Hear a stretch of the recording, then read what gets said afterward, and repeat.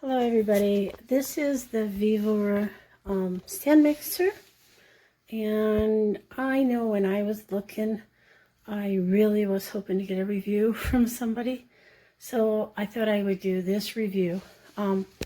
These are the tools it came with.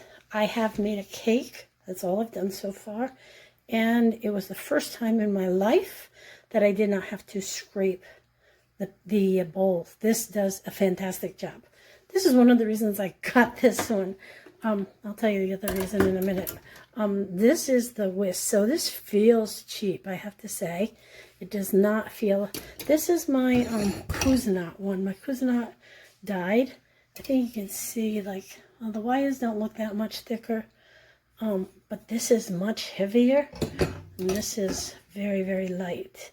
That doesn't mean it won't last. I'm just saying. And then it came with this meat grinder, which truthfully, I have no true desire for a meat grinder, but I'm wondering if I could use it as a pasta maker. So if anybody knows, they can tell me. It comes with these two different things. So I wondered if I, found a littler one, because that's bigger than I want for pasta. It comes with this, which really, honestly, truly, do we need that? And this is part of your pasta maker. And it comes with a blender. It's almost a full-size. It is, I guess. No, I think it's a little bit smaller than a full-size blender. This top feels cheap. It feels like, I don't know. Let me see if I can. It doesn't feel like I have a Breville blender. So, and I almost never use the blender. Again, I did not buy it for the blender, but the reason I bought the one with both the blender and the meat grinder is that I did want the ability to use these detachments. Okay, I opened this up before without any problems. So it has that, that you can use for different attachments, and it has this piece here, which I haven't ever done even. Okay, so I push the button and pull up. Obviously I can't do it. Well, I can't do it one-handed. Oh, there it is. So, and I think that I can use KitchenAid attachments. And long time ago, I had a KitchenAid that I had fixed once. Second time it needed fixing, I got rid of it. And I got my Cuisinart. And I gave all my attachments away, but my friend still has them. I don't think she uses the one attachment I like, which is for making applesauce type of thing. So this bowl is really big. The bowl is nice. This isn't, I can just see a lot of dirt going down in there, but, I can live with that. This, when you push it down, it has this kind of a weird sound like a... So I'm going to do this, but this is bread that I'm making. So this is the milk and the water, and everything else is in there. That's how I do it.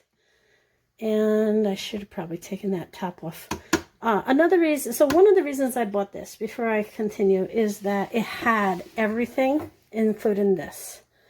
I bought a classic KitchenAid, and I hated it. And I thought I was stuck with it. But then I read the policy for Walmart, and I cleaned it all up, and I brought it back. One of the things was, it didn't come with this. It didn't come with anything extra. And it had a very small bowl. The classic is the smallest bowl. I think it's 4.5. But literally, it starts out quite fast, which this one does too. My Cuisinart used to have like variable, and whatever you put it on, it would always start a little bit slow so it didn't fly things all over. But no matter what I did, whether I was just blending butter or sugar or what, with the classic, it was flying all over the place. Absolutely all over the place. I learned to lift up the tilt head and to slowly tilt it in so that while it's spinning, so that it would stop mixing before, instead of flying. I hated this, and I took it back, and I decided I didn't want to have to spend that much money for a machine and then not get the attachments that you want, which like this one.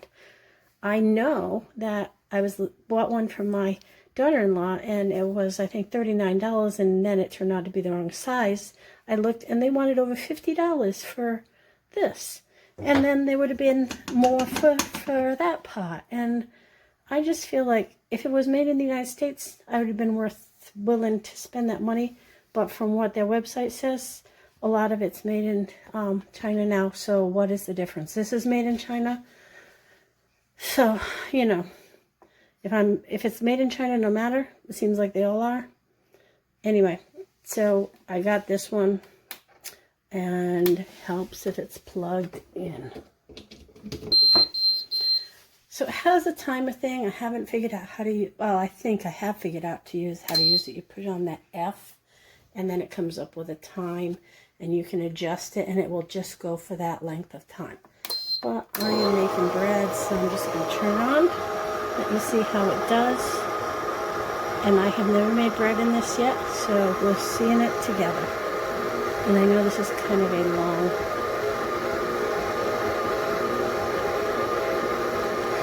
so it has a huge bowl. This bowl is huge.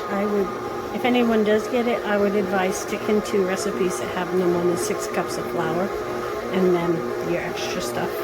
But you can see there's plenty of room. You can see it did not go splattering all over the place. I made bread in the KitchenAid. It was literally, the flour was all over the place. And like I said, I was really hating it and thinking, oh, I spent so much money. Now, I don't know how long this one will last. I have no idea. It feels cheap. Absolutely feels cheap. My Cuisinart did not feel cheap. And this is the cover that I had for my Cuisinart. This is the bowl. I considered getting another, but truthfully, the reviews, so these are all pots for the Cuisinart. The reviews for it were exactly like what I remembered. Like, you have to stop and scrape. It doesn't go down to the bottom. It doesn't get the sides. And it didn't have... This type of blade really interested me. So, I saw VEVOR does make commercial mixers. So, I just took the chance that maybe it can make a good mixer. It's neat in this bread, which is 6 cups of flour in there, a cup of milk, a cup of water, 2 tablespoons. Oh, I had set it on a timer. Oh, interesting. I think. Or maybe I did for 5 minutes. So my husband said that there is something in there about not using your meat grinder. I haven't read the book. Who does? Really? Only my husband. For more than 5 minutes. So it is starting to overheat. And it is saying stop. I think that's what it's saying.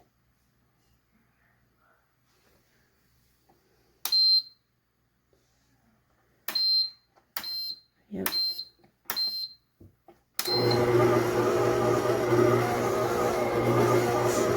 Oh, it's on. No, that's how long it's been doing it.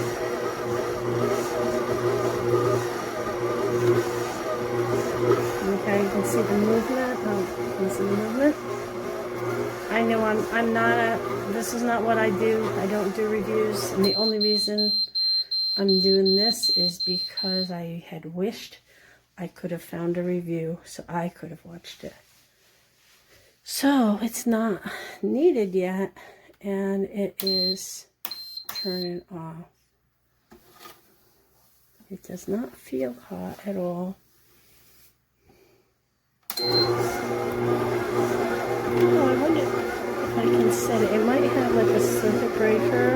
I know the KitchenAid, my old KitchenAid had some sort of circuit breaker, and it would turn off, but not this quickly. And as you can see, it's got a ways to go. So this is an issue. I guess maybe I need to read the book. I'm going to try to do the function. And I'm going to put it on for, let's see, how do you do this? No idea. So it says off, function off, ferment. And